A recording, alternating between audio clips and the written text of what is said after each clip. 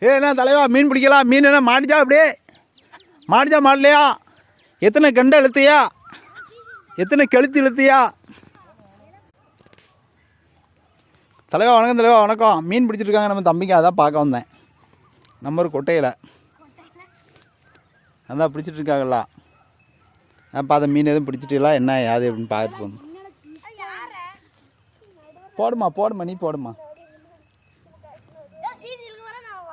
தவளை எழுமா, தவளை எழு.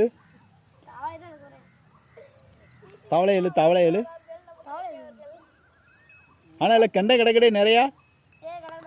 இல்லை கெண்டை நிறைய கிடக்கு. அன்னைக்கு கூட நான் வரம்பு கூட பார்த்தேன்.